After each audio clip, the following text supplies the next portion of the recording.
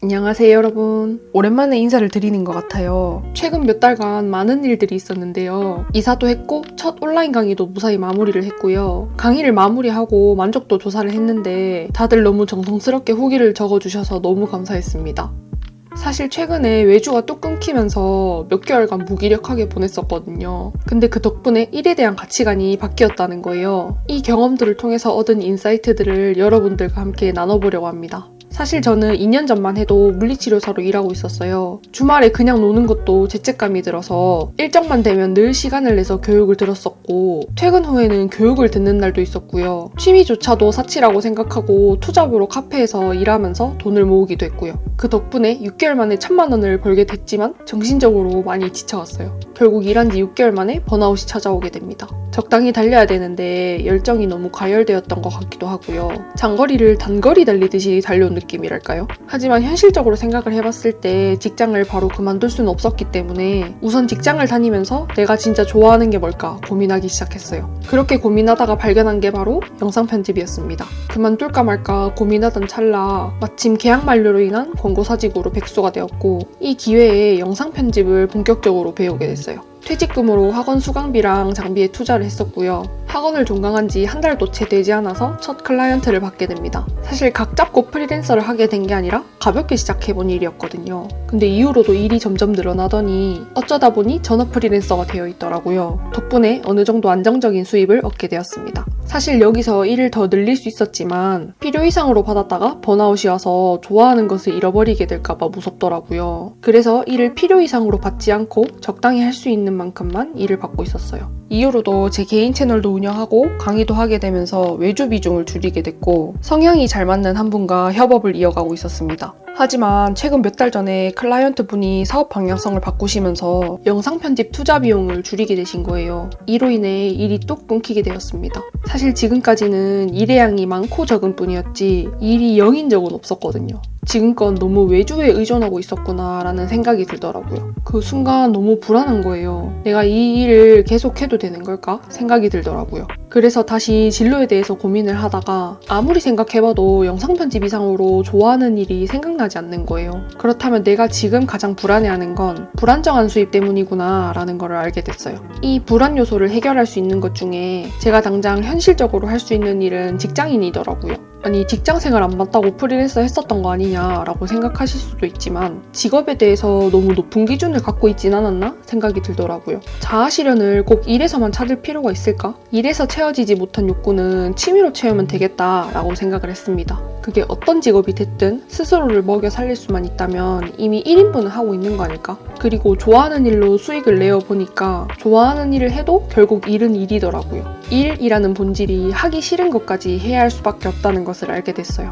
최근 법륜스님의 한 영상을 보게 됐어요. 하고 싶은 일을 하려니 불안정한 수입이 걱정된다는 질문에 법륜스님께서 대답을 해주시는 영상이었습니다. 동물들도 알아서 잘 먹고 잘 사는데 도대체 무엇이 문제냐? 다람쥐가 나무 타는 게 재밌어서 타는 것이겠느냐? 일단 당장 돈 벌 수 있는 것부터 해놓고 좋아하는 것은 돈을 쓰면서 해보는 것이다. 취미를 돈벌이로 하게 됐을 때 거기서 돈이 안 벌리게 되면 나중에 후회하게 된다. 이 말씀을 듣는데 머리를 한 대 맞은 느낌이더라고요. 왜냐면 제가 수입이 뚝 끊기고 나서는 무기력한 게 2달 정도 갔었거든요. 이러다가 내가 진짜 좋아하는 것을 잃어버리면 어떡하지? 괜히 취미를 직업으로 삼았나? 순간 너무 두려운 거예요. 그렇다면 일단 안정적인 수입원을 만들어 놓고 진짜 하고 싶은 건 취미나 부업으로 가져가는 게 저에게는 더 맞는 방법일 수 있겠더라고요. 2년 전에 직장인으로 일하면서 번아웃을 경험했지만 그 원인이 일이 맞지 않아서가 아니라 너무 열심히 달려와서 잠깐 지쳤던 걸 수도 있겠다. 잠깐 쉬어가라는 타이밍이었을지도 모르겠다는 생각이 들었어요. 그래서 다시 직장인으로서 일을 해보기로 결심하게 됐습니다. 그렇다고 프리랜서로서의 일을 완전히 그만두는 것은 아니에요. 최근 제 유튜브를 보고 외주 문의를 주신 분과 함께 협업하고 있습니다. 사실 취업 준비로 외주 일을 따로 홍보하지 않았는데도 제 영상 스타일을 좋아해주시고 연락해주셔서 너무 감사했습니다. 오랜만에 영상 편집을 하면서 잘할 수 있을까 하는 걱정이 들었지만 그 순간에 몰입하면서 행복해하는 제 모습을 발견하게 됐어요. 영상 최종본을 공유드리고 나서 클라이언트 분이 너무 만족해주셨는데 그때 너무 행복했습니다. 그뿐만이 아니었습니다. 최근 강의를 하면서 내가 누군가를 가르칠 수 있을까 하는 고민이 많았습니다. 말을 잘하는 편이 아니어서 강의 이틀 전부터 긴장했었는데 강의날 당일에도 걱정이 되게 많았어요. 근데 막상 강의를 마치고 나면 뿌듯함이 몰려오더라고요. 그리고 정성스럽게 남겨주신 후기들을 보면서 제가 누군가에게 꼭 필요한 정보를 제공했다는 것에 큰 감사함을 느꼈습니다.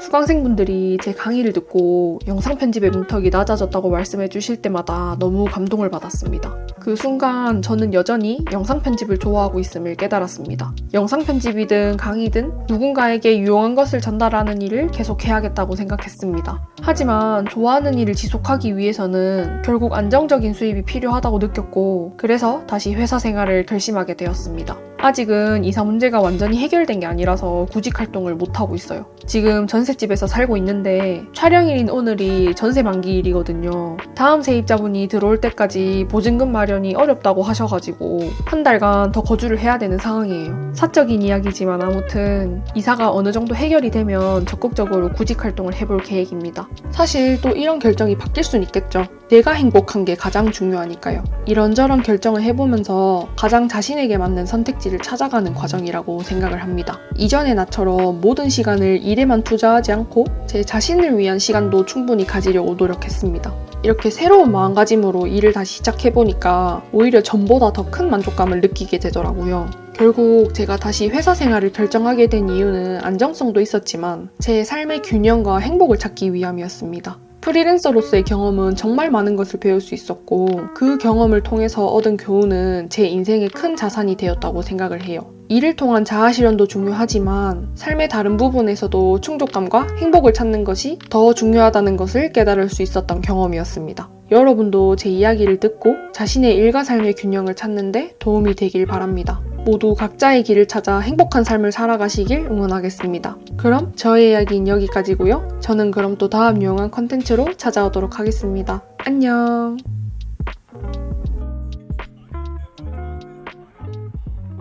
네, 안녕하세요. 오늘 벌써 마지막 수업인데 지난 3주 동안 배운 내용들을 잘 복습하셨길 바라고요. 이번 주도 역시 지금껏 다루었던 내용들을 바탕으로 조금 더 깊이 있는 주제를 다뤄볼 예정이고요. 그다음에 두 번째, 화면이 너무 버벅거릴 때가 있어요. 사양이 좋아도 영상이 너무 무거우면 버벅거리는 경우도 있는데 그와 반대로 사양이 좋지 못해서 버벅거릴 영상이 아닌데도 버벅거리는 경우가 있거든요. 버벅거림을 조금 완화시킬 수 있는 방법을 설명을 드릴 건데 두 가지 방법이 있어요. 프록시라는 기능을 활용을 하게 돼요. 프록시가 뭐냐면 프록시 적용된 건지 프록시가 적용됐는지 안 됐는지 확인을 하고 싶으신 거죠. 이 아래쪽에요. 리스트 뷰로 변경을 해가지고 이게 원본 영상이니까 원본 영상 이거 제일 뒤로 가서 여기에 제일 끝에 트랜스크립션 어쩌고저쩌고 여기에 컴플리트라고 나와 있으면요. 그게 프록시가 적용이 된 거예요. 한글판 안 쓰시고 영문으로 사용하시는 이유 저는 학원에서 배웠잖아요. 그래서 학원에서 영문판으로 알려주기도 했고 더 익숙했어요. 저도 제일 처음에는 한글판으로 썼었는데 나중에 강의 같은 거나 유튜브에 무료 강의들이 많잖아요. 그런 거를 보게 되더라도 한글판으로 알려주신 분들도 있지만 그냥 가장 디폴트가 영어더라고요. 한글로 번역한 버전이 한글판이잖아요. 외국 프로그램이다 보니까 이 뜻이 아닌데 이 뜻으로 쓰이게 되는 경우도 있고 단어 자체가 이상하게 받아지게 되는 경우가 있어가지고 아직 입문을 안 했다면 영문판으로 해라. 나중에 강의 듣거나 그럴 때도 더 편하다. 그래가지고 저는 처음부터 영문판을 썼던 것 같아요. 그러면 질문은 여기서 마무리하는 걸로 하고요. 벌써 저희 4주차 수업이 마무리됐는데 지난 4주 동안 수업에 열심히 참여해주셔서 너무 감사드리고요. 이번 수업을 통해서 배운 지식들이나 기술들을 잘 여러분들이 활용을 하셨으면 좋겠습니다. 또 궁금한 점 있으시면 나중에 수업 끝났더라도 언제든 질문 가능하니까 편하게 질문 주시고